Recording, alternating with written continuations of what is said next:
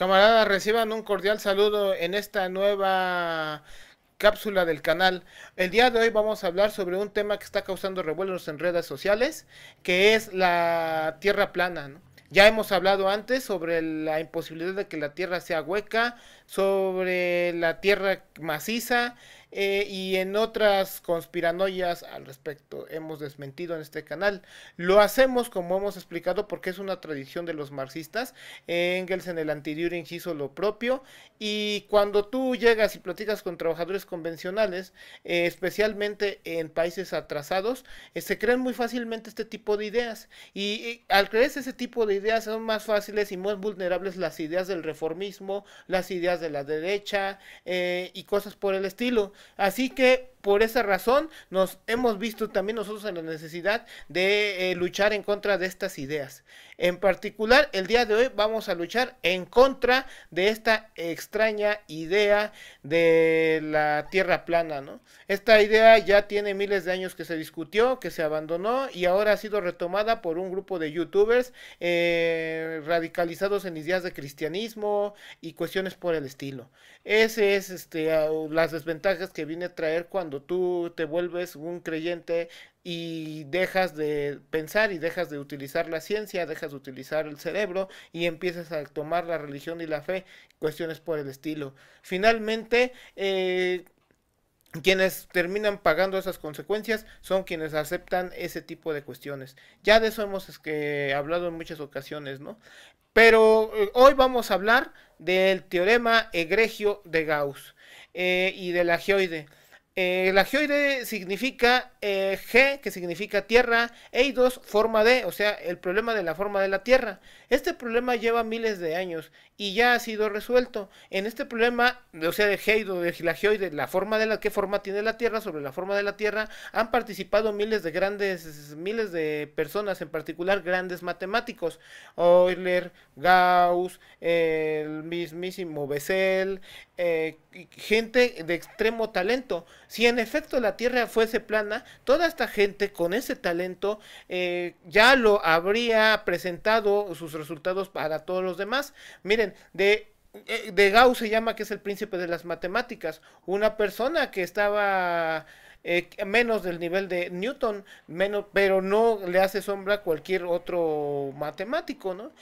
Lo misma situación Leonhard Euler, ¿no? Quien está a la par quizá de Gauss, de quien se decía que hacía cálculos con la misma facilidad con que respiraba.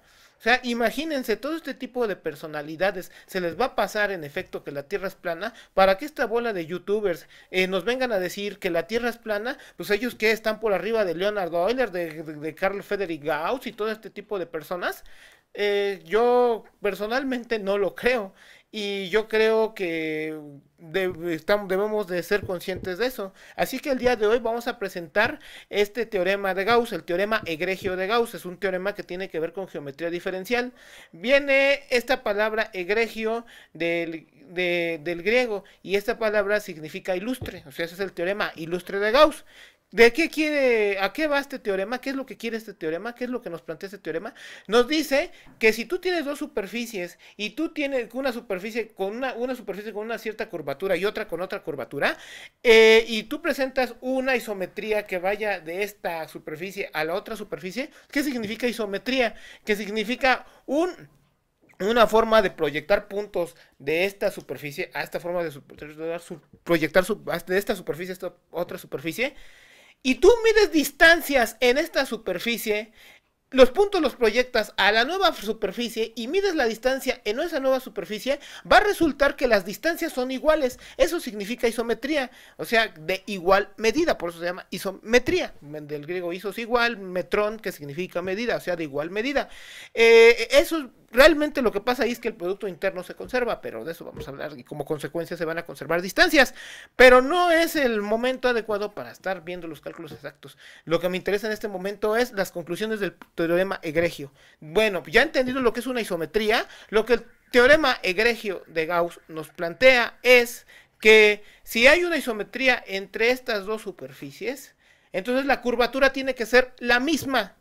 No puede cambiar la isometría. ¿Qué significa? Que no pueden ser isométricas dos superficies cuyas curvaturas sean diferentes.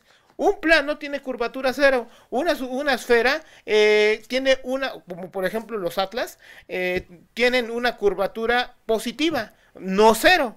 ¿Qué significa eso? Que entonces no puede haber una isometría de ir de aquí para acá. Entonces, si yo hago un mapita en una esfera, es imposible que me quede con las mismas proporciones, con las mismas distancias en el plano. Entonces, los mapas inevitablemente te van a quedar chuecos. Si en efecto la Tierra fuese plana, como lo está planteando este serie de youtubers, entonces lo que tú tendrías es que los mapas que tú tienes en el mapa mundi, los que comúnmente vas y compras a la tienda, serían más o menos en la misma proporción que los mapas que ocurren en la realidad, los mapas que ocurren en la Tierra, en nuestra Tierra. Pero ¿qué creen que es lo que ocurre? Que los mapas salen chuecos y que los mapas que están bien proporcionados son los mapas que se encuentran en los atlas, en las esferitas estas, ¿no? Los mapas esféricos estos que están ahí en los mapas, con respecto a los que están en la Tierra. Entonces, ¿quién es el que está mal aquí? Pues los que están mal son esta bola de gente religiosa y por esa razón renegados de la ciencia, renegados de la cultura y que desafortunadamente están difundiendo sus ideas y están teniendo un cierto éxito, desafortunadamente. Pero nosotros explicamos esta situación para que les quede claro, ¿no? Cómo funciona el teorema Gregio de Gauss. Y por si no fuera poco, el propio señor Gauss, tras darse cuenta de esto, elaboró un método para pasar mapas de la esfera al plano, de tal forma que fuesen lo más exacto posibles. Y este es el método en cómo hacen los mapas que te venden en la papelería. Este método se llama Gauss-Kruger, es un método de coordenadas de Gauss-Kruger, de cómo pasar coordenadas de la esfera al plano, de tal forma que tengas la menor incertidumbre, el menor error posible para pasar de aquí para acá. Y cuando tú quieres hacer un cálculo exacto, tras haber hecho ese mapeo aquí, de acá, de la esfera al plano, puedes hacerlo en el plano todo mucho más fácil. Y al conocer, gracias a la curvatura, puedes determinar el error que puede haber de un lado a otro. Y gracias a eso, tú puedes determinar más o menos cuáles son los valores exactos en la esfera, ¿no? Y estos resultados, pues, fueron presentados en mediados del siglo XIX por Gauss y fueron ampliados a principios del siglo XX por el señor Kruger. Y esto es el método que se utilizó en la Unión Soviética a partir de 1930 para hacer mapas allá. Y como ustedes saben, pues es una extensión muy grande, es el país más grande del mundo. Y por simplemente tratarse de eso, y por simplemente tratarse de que el país donde estuvieron en el siglo XX los matemáticos más brillantes fueron producidos en la Unión Soviética, se trata de que no puede ser tomado como cualquier cosa lo que hicieran en la Unión Soviética al respecto, ¿no? Se la pasan diciendo toda esta serie de gentes que hay una conspiración en nuestra contra por parte del mundo capitalista y que al respecto, bueno, entonces que el bloque stalinista también caía en lo mismo, ¿verdad que no? Entonces, ¿qué es lo que está pasando? Simplemente es el narcisismo de estas personas, que cada vez que ellos hablan de la Tierra plana, las evidencias siempre se les oponen, y tras oponérseles las evidencias a estas personas, ¿qué es lo que ocurre? Se terminan desmoralizando, como hemos hablado en otros videos al respecto. ¿Y qué es lo que hacen? Tienen que volver a presentar otras evidencias en otro video de YouTube al respecto de esas cosas, sobre sus cosas raras, y vuelven a caer en este círculo vicioso, que es finalmente, cuando hablamos de círculos viciosos, es una contradicción. Ya hemos hablado en las cápsulas sobre materialismo dialéctico, estas contradicciones se van acumulando y tarde o temprano terminan explotando y terminan haciendo alguna cosa rara a todas estas personas. Y bueno, ese es lo que va a pasar con todos estos personajes.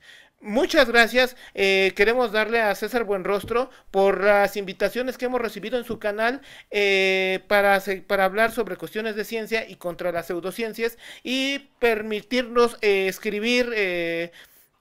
Bueno, también lo escribimos, ¿no?, en nuestro periódico que ustedes ya conocen, periódico revolución.org.mx, y esperamos también que nos visiten en el sitio web y para que sepan, se enteren de nuestras posturas políticas y cuestiones por el estilo. Muchas gracias a todos.